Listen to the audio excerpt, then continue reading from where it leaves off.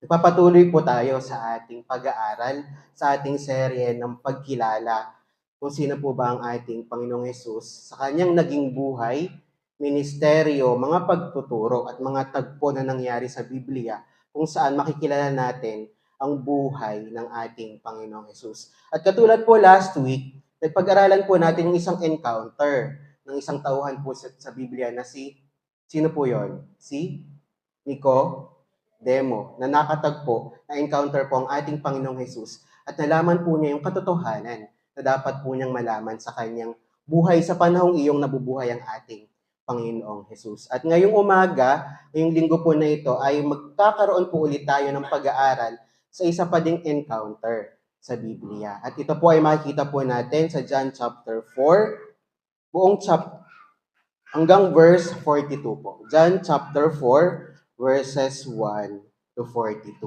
At isa din po ito sa mga makikita po natin na encounter sa Biblia kung saan ang ating Panginoong Hesus ay merong nakatagpo, nakadaupang palad na isa pang tao na makikita po natin dito sa ating pag-aaral. So meron po ako ditong mga slides sa inihanda at ito po ay mga verses lamang kung saan makikita po natin yung encounter na ito. At mamaya po, hati-hatiin po natin yung or part ng mga pag-aaral po natin para makita po natin yung mga katotohanan na ating pong makikita sa kabanatang ito. John chapter 4 verses 1 to 42. Si Jesus at ang babaeng Samaritana. Sino na po dito ang familiar sa encounter na ito? Kay Jesus at sa Samaritan woman. Ilan lang po, no? So, ngayon po, makikita po natin ano po ba yung nangyari sa tagpong ito. Ano po ba yung tinuro ng ating Panginoong Hesus? At ano po ba yung nakuha ng babaeng Samaritana? Okay po. Unahin po natin sa verse 1 to 9. Ito po ang sinasabi. Nabalitaan ng mga Pariseyo na lalong marami ang nahihikayat at nababautismohan si Jesus kaysa kay Juan. Ngunit ang totoo ay hindi si Jesus ang nagbabautismo, kundi ang kanyang mga alagad. Nang malaman ito ni Jesus, siya'y umalis sa Judea at bumalik sa Galilea. Kailangang sa Samaria siya magdaan. Dumating siya sa isang bayan doon na tinatawag na Sicar, malapit na bukid na ibinigay ni Jacob sa kanyang anak na si Jose. Dito matatagpuan ang balon ni Jacob. Umupo si Jesus sa tabi nito sapagkat siya napagod sa paglalakbay. Halos katanghaliang tapat na noon. May isang Samaritanang dumating upang umigib. Sinabi ni Jesus sa kanya, "Maari bang makiinom?" Wala noon ang kanyang mga alagad sapagkat bumili ng pagkain sa bayan. Verse 9, sinabi sa kanya ng Samaritana, "Kayo'y Hudyo at Samaritana ako. Bakit kayo humihingi sa akin ng inumin? Sapagkat hindi nakikitungo ang mga Hudyo sa mga Samaritana." So doon muna po tayo iinto. So makita po natin na nag-umpisa po yung chapter 4 doon po sa isang pangyayari ng ating Panginoong Hesus sa punto ng kanyang ministeryo ay nagpapatuloy po sa pagtuturo ng katotohanan sa kaharian ng Diyos, pangangaral po sa mga tao at paggawa po ng iba't ibang mga himala. At dahil po dito, marami yung tao na nahihikayat, sumusunod at sumasampalataya po sa ating Panginoong Hesus. Ano yung nangyari dito? Naging banta ito sa mga Pariseyo. Okay? So dahil dito, nagkaroon na sila ng pagbabalak o plano para pigilan po yung ginagawa ng ating Panginoong Hesus. At nung malaman ito ng ating Panginoong Hesus, nagplano siya na from Judea, siya ay pumunta sa Galilea para magpatuloy yung kanyang ministeryo at iwasan muna yung mga Pariseyo na nagbabalak para pigilan siya. Ngunit para makapunta sa Galilea from Judea, ano yung kailangan sinabi dito? Kailangan niyang dumaan sa Samaria. Yung pong verse na ito, verse 4, binanggit po dito yung kailangan kasi hindi lamang po ito isang ruta para makadaan at makapunta doon sa kanyang pag-iwas sa mga Pariseyo. Hindi lamang ito isang daanan na makakapunta siya patungo sa Galilea, kundi yung pong kailangan na ibig sabihin dito, ito ay isang mission na kanyang gagawin at merong purpose kung bakit siya dadaan sa Samaria. At mamaya po makikita natin ano yung purpose, ba't kailangan pang dumaan sa Samaria ang ating Panginoong Jesus patungo sa Galilea from Judea. At makikita din po natin dito, kanina binanggit po nung nakatagpo ng ating Panginoong Jesus, yung babaeng Samaritana. Ano po yung sabi ng babaeng Samaritana? Bakit mo ako kinakausap? Ikaw ay isang Hudyo at ako ay isang Samaritano. Bakit kaya tinanong po yun ng babae? Ano kayang meron? Kung babalikan po natin, ang pag-aaralan po natin yung historical background ng Samaria, meron po dito, makikita po natin sa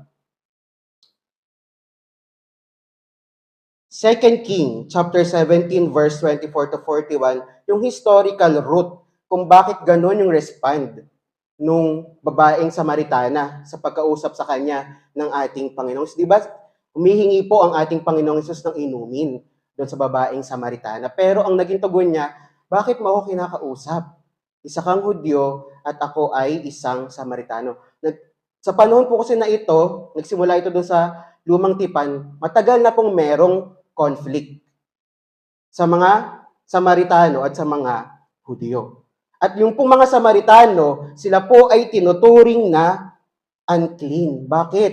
Kasi po yung kanilang pamumuhay, do kilala nila si Yahweh, do meron silang takot sa Diyos, sila pa rin ay nagpapatuloy sa pagsamba sa Diyos-Diyosan. Pakikita po natin ito doon sa binanggit ko kanina, na chapter po sa Old Testament, yung 2 King chapter 17, na yung buhay ng mga nandun sa Samaria, yung mga Samaritano, sila ay tinuturing na unclean ng mga Hudyo.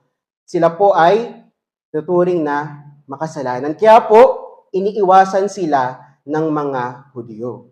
Kaya po nagtaka, yung babaeng Samaritana, isa kang Hudyo, bakit mo ako kinakausap?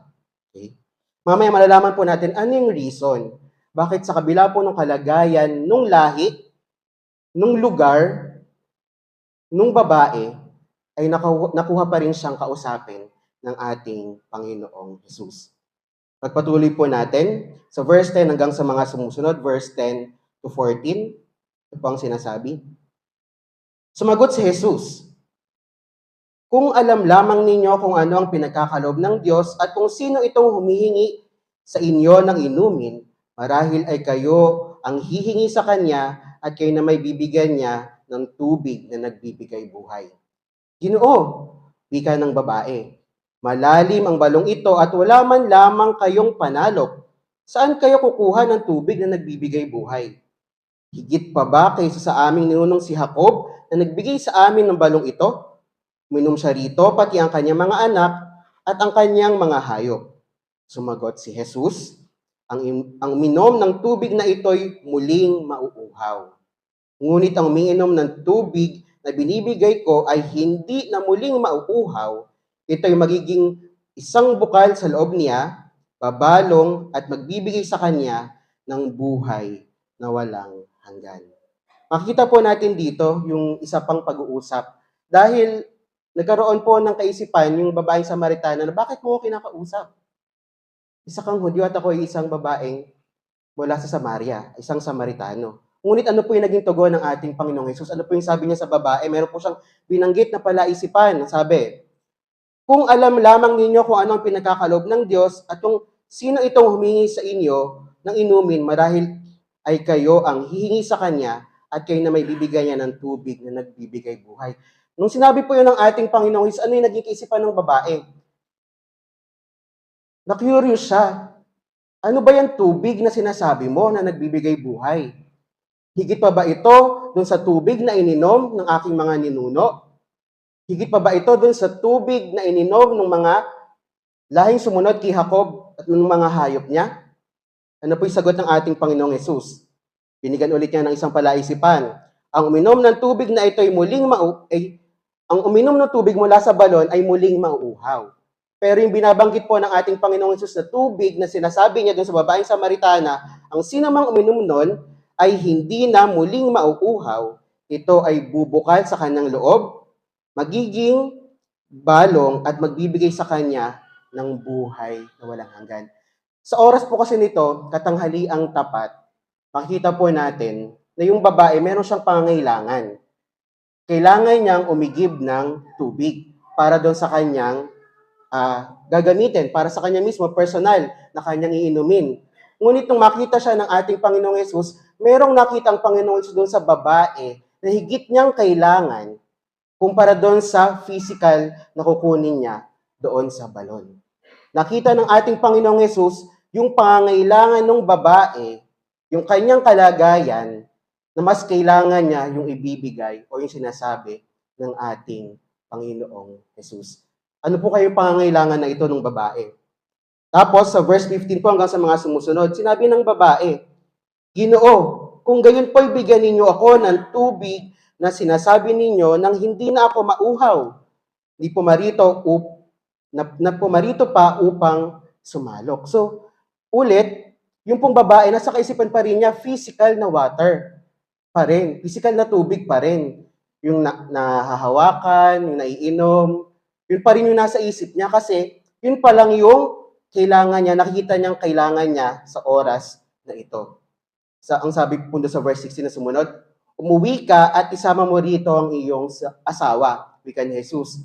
Wala po akong asawa, sabi ng babae. Tama ang sinabi mong wala kang asawa, tugon ni Jesus. Sapagkat 5 ang iyong naging asawa at ang kinakasama mo ngayon ay hindi mo asawa. Totoo ang sinabi mo. Sinabi ng babae, Ginoo, sa wari ko'y propeta kayo. So, hinto po tayo doon. So, nagkaroon po ulit ng pahayag ang ating Panginoong Yesus doon sa babaeng Samaritana. Ano po yung sabi niya? Umuwi ka at dalhin mo dito yung iyong asawa. Ano yung tugon po ng babae? Wala po akong asawa. Totoo pong wala siyang asawa. Pero meron po siyang naging asawa sa mga nakaraang panahon. At sa kanyang buhay ngayon, meron po siyang kinakasama. At ano po ibig sabihin ng kalagayan na yon? Siya po ay isang makasalanan, isang maruming babae sa panahon na ito. At ganun po yung gustong sabihin, ipahayag ng ating Panginoong Yesus doon sa babaeng Samaritana. Though ganyan yung iyong kalagayan, though tinuturing ka sa inyong lipunan, yung iyong lahi na marumi, na makasalanan, dahil sa iyong kalagayan, meron kang kailangan. At ano iyon? Higit sa tubig na kailangan mo para mapunan yung iyong uhaw, ay yung tubig na binibigay ko, yung tubig na nagbibigay buhay. Ano po yung ibig sabihin nito? Physical water po ba yung tinutukoy ng ating Panginoong Yesus? Hindi po. Ito po yung buhay na walang hanggan. Na ang banggit ko po kanina, di ba, hindi lamang isang ruta kung bakit siya dumaan sa Samaria, kundi isang misyon upang ipahayag na sa kanyang pagparito sa sanlibutan, sa kanyang pag-abot sa mga makasalanan, ay meron siyang ibibigay na buhay na walang hanggan. Na ikinukumpara niya doon sa kailangan ng babae na tubig. Isang tubig na magbibigay buhay na kung ito'y iyong tatanggapin, ito ay babalong sa iyong puso at magbubunga ng buhay na walang hanggan.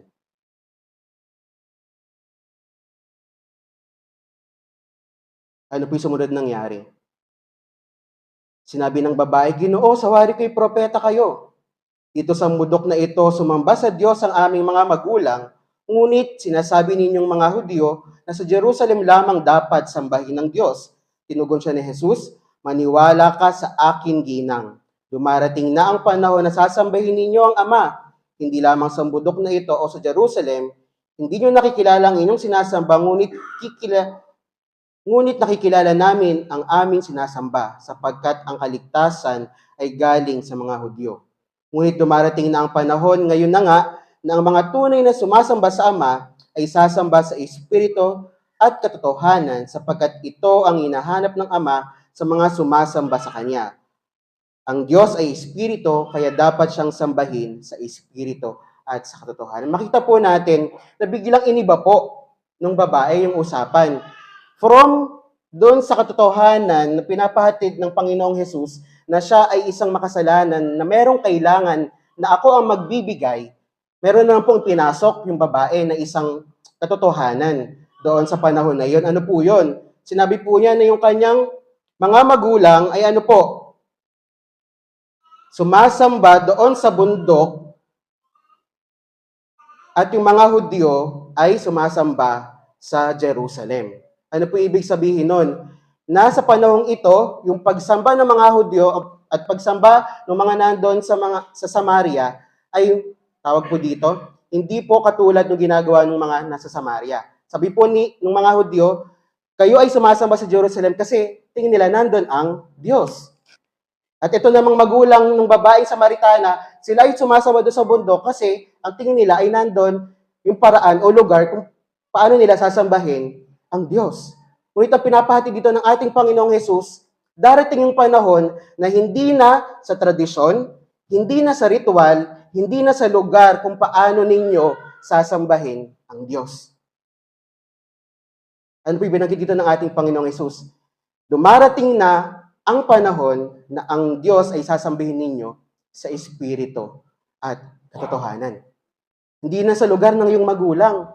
Hindi na doon sa lugar kung saan sinasabi ng mga Hudyo sa Jerusalem na doon kayo sumamba. Kundi, ang tunay na pagsamba ay sa pamagitan ng Espiritu at katotohanan. Ano po ibig sabihin ng ating Panginoong Hesus dito? Na ang pagsamba ay sa Espiritu at katotohanan. Binanggit po ng ating Panginoong Hesus na ang darating ang panahon na ang pagsamba ay sa Espiritu dahil ang Diyos ay Espiritu. At ang Diyos, Espiritu, sa bawat sasampalataya sa ating Panginoong Hesus ay mananahan siya. At katibayan ng isang tao ay mananampalataya na tunay na sumasamba ay ang Espiritu na nananahan sa Kanya. At ano po yung katotohanan? Ang katotohanan ay ang pagsamba ay nakapundasyon sa ating Panginoong Hesukristo. Ibig sabihin, ang pagsamba, ang tunay na pagsamba, ay sa pamagitan ng ating Panginoong Hesukristo. Ang ating Panginoong Hesus ay Diyos. Ang Diyos ay Espiritu. At ang katotohanan, ang pundasyon ng ating pananampalataya ay ang ating Panginoong Hesus. Kaya sa ating pagsamba bilang mga mananampalataya, sinasamba natin ang Diyos na ang pundasyon ay ang ating Panginoong Hesukristo. At ano ba po yung mga sumunod na nangyari? Sinabi ng babae, nalalaman ko pong paparito ang Mesayas, ang tinatawag na Kristo. Pagparito niya, siya ang magpapahayag sa atin ng lahat ng bagay. Mas ano po yung tago ng ating Panginoong Hesus? Akong nagsasalita sa iyo ang tinutukoy mo, sabi ni Hesus. Ito na po yung oras kung saan nagkaroon na po ng pagkilos ang ating Panginoong Hesus doon sa babaeng Samaritana. Diba kanina po, doon sa bawat kapahayagan ng ating Panginoong Hesus, mula doon sa tubig na nagbibigay buhay, maging doon sa tunay na pagsamba, hindi pa nauunawaan ng babaeng Samaritana yung mga bagay na ito. Kasi hindi pa niya kilala kung sino yung kausap niya. Basta ang nasa isip niya, kailangan ko ng tubig para hindi ako mauhaw. At ito yung alam kong pagsamba na nakikita ko sa aking mga magulang at sinasabi ng mga Hudyo. Pero nung binanggit at nagpakilala mismo ng personal ang ating Panginoong Hesus doon sa babae, ano na po yung naging tugon? Ito na po yung sumunod.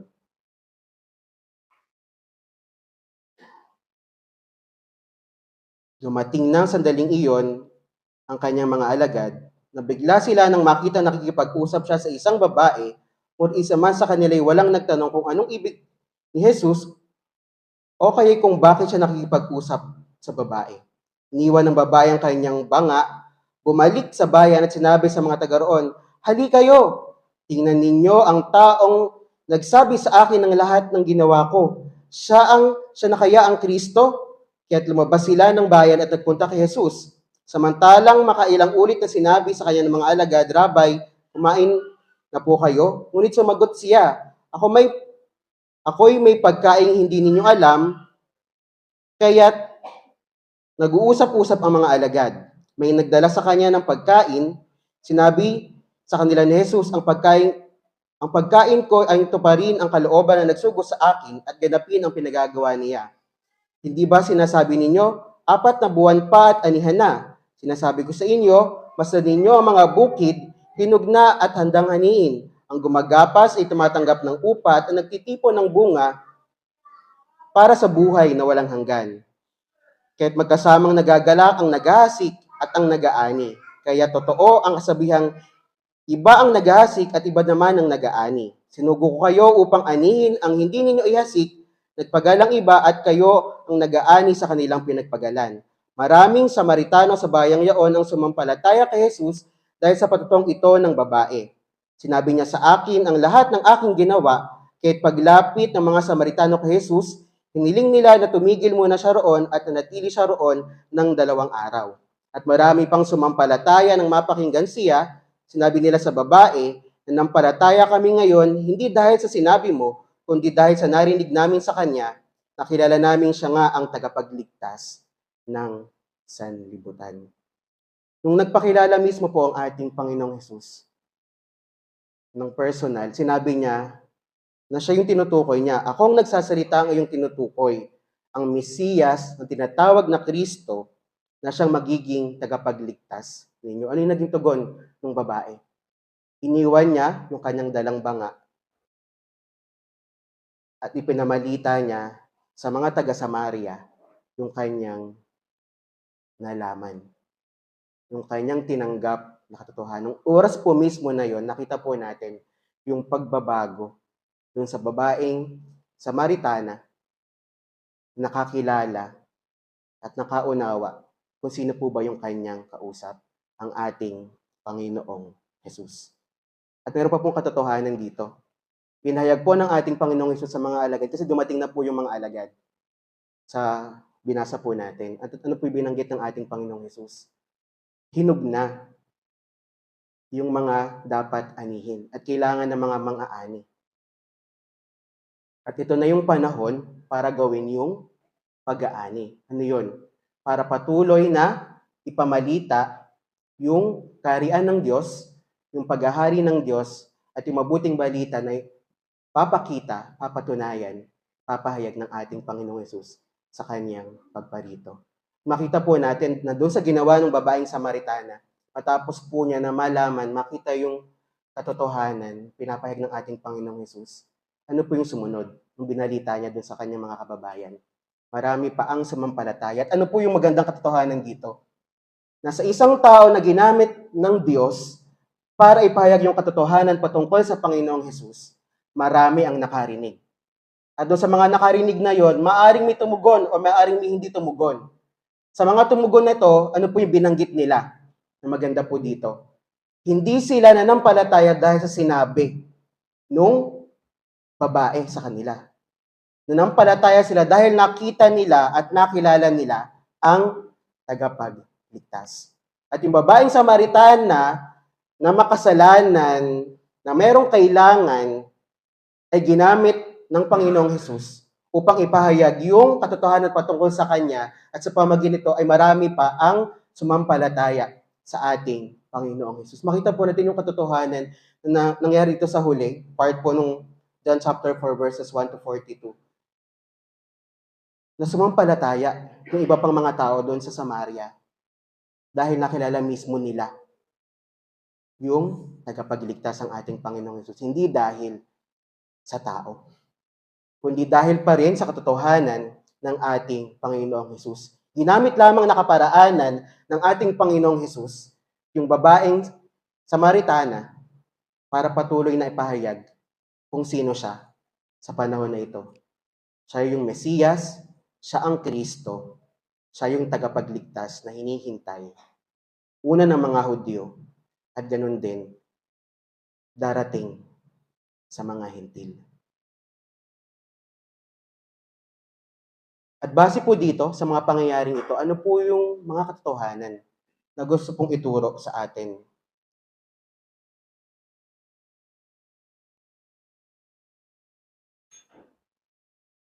Una, ang ating Panginoong Hesus po, yung naghahanap. Ano po yung sabi sa salita ng Diyos? For the Lamb of God came to seek and save the lost. Meron namang ibang daan. Bukod dun sa Samaria, bakit dun pa siya dumaan? Kasi yung misyon ng ating Panginoong Hesus ay abutin yung mga nandun sa Samaria. Kahit na sila ay tinuturing na mga makasalanan, unclean, masasama sa panahong iyon, nais pa rin ng Diyos, ng ating Panginoong Hesus na maabot sila una doon sa babae, sa Samaritana, at ganun din ng ibang tao. Pangalawa, ang ating Panginoong Hesus ang siyang tunay na tubig na kailangan ng bawat makasalanan. Bawat tao, tubig hindi lamang makapuno ng ating uhaw, kundi tubig na siyang babalong sa ating mga puso. Walang hanggan na kapag tinanggap at ininom natin ito, ay hindi na tayo muling mauuhaw. Yung satisfaction na hinahanap ng babae dun sa tubig sa balon ay higit yung kanyang makukuha na satisfaction sa tubig na binibigay ng ating Panginoong Hesus. At hindi to physical, ito yung spiritual, buhay na walang hanggan na inaalok ng ating Panginoong Hesus sa bawat isa. Pangatlo, siya ang nakakaalam ng puso ng bawat isa. Nagsabi po ba yung babae nung kanyang buhay sa ating Panginoong Hesus? Hindi. Pero dahil ang ating Panginoong Hesus, siya ay Diyos na alam ang lahat at walang maitatago ang sino man sa Kanya, nalaman niya yung kalagayan ng babae, kaya nalaman niya yung pangangailangan ng babae. Pang-apat, siya ang Mesiyas.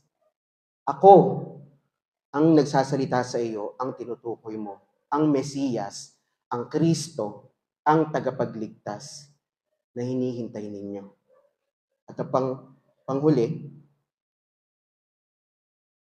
ang ating Panginoong Hesus, ang karapat-dapat ng lahat ng ating papuri at pagsamba. At kung hindi si Kristo yung sentro ng ating pagsamba at pagpupuri, ay walang halaga po yung ating ginagawa. Hindi yung lugar, hindi po yung ritual, hindi kung sino yung nagsabi ng dapat nating gawin, yung dahilan ng ating pagsamba, kundi mismo ang ating Panginoong Hesus. Sa espiritu at katotohanan natin siya sinasamba. At dito ko po nais magtapos. Kung ikaw ay uhaw, kung ikaw ay pagod, kung ikaw ay merong alinlangan, anong dapat mong gawin? Lumapit ka kay Jesus. Kung ikaw ay paulit-ulit na nagkakasala, lumapit ka kay Jesus. Bakit? Kasi meron siyang inaalok sa'yo na makapupuno dun sa uhaw, sa pagod, makapapawi ng kasalanan mo. Basahin po natin sa Awit chapter 63, verses 1 to 7. Ito po isang awit ng pananabik sa Diyos. Awit chapter 63, verses 1 to 8 po pala. Ito po ang sinasabi. Psalm 63 verses 1 to 8. Kung inyo na pong nakita, basahin po natin. O Diyos, ikaw ang aking Diyos na lagi kong hinahanap. Ang uhaw kong kaluluway, tanging ikaw yaong hangad. Para akong tuyong lupa na tubig ang siyang lunas. Bayaan mong santuaryo sa lugar na dakong banal. Ikaw roo'y mamasdan ko sa likas mong karangalan. Ang wagas na pag-ibig mo'y mahigit pa kaysa buhay, kaya't ako'y magpupuri at ikaw ay pag-uukulan. Habang ako'y nabubuhay, ako ay magpapasalamat at ako ay dadalangin na kamay ko'y nakataas. Itong aking kaluluway kakaing may kasiyahan, magagalak na umawit ng papuring iaalay. Laman ka ng gunita ko samantalang nahihimlay, magdamag ng palaging iniisip ko ay ikaw. Pagkat ikaw sa tuwi na ang katulong ko na malapit, sa lilim ng iyong pakpakgalak akong umaawit. Itong aking kaluluway sa iyo nang hahawak, pagkat ako kung hawak mo, sa ligtas ay natitiyak. Ang ganda po ng description dito nung sumulat ng awit. Tulad po tayo ng isang tuyong lupa na ang tanging lunas ay tubig. Hindi lamang simpleng tubig, kundi tubig na nagbibigay buhay, babalong mag-uumapaw sa ating mga puso. Nawa po sa ating pagsamba, meron po tayong pananabik sa Diyos na tayo sumasamba sa Espiritu at katotohanan. Kilala po natin yung ating sinasamba, ang ating Panginoong Hesukristo, ang Mesiyas, ang Kristo, ang tagapagligtas. Tayo po ay manalangin. Panginoong Diyos, Ama naming banal, kami po ay nagpupuri at nagpapasalamat. Patuloy na kinikilala ang mga salita. Salamat dahil sa oras na ito, alam po namin na kayo ang siyang kumilos sa aming kalagitnaan sa pamagitan kapangyarihan po ng banal na Espiritu sa patuloy ng aming pagsamba sa inyo sa Espiritu at katotohanan. Ang pundasyon nito ay kayo, aming Panginoong Hesus. Patuloy po namin nakikilala ang mga katotohanan patungkol po sa inyo. Nawa po sa aming mga napag-aralan ay patuloy po namin panghawakan ito. Patuloy po kaming manabik. Patuloy po kami na magkaroon ng puso na tunay po na nananampalataya. Kinikilala ka bilang Diyos at tagapagligtas, Panginoon ng aming mga buhay. Maraming salamat po at patuloy pinagkakatiwala po sa inyo. Ang oras na ito, at patuloy na kalooban niyo lang po ang siyang masunod. O aming dalangin sa dakilang pangalan ng aming Panginoon at tagapagligtas na si Jesus. Amen. Magandang umaga po sa inyong lahat at sa Diyos lamang po ang papuri.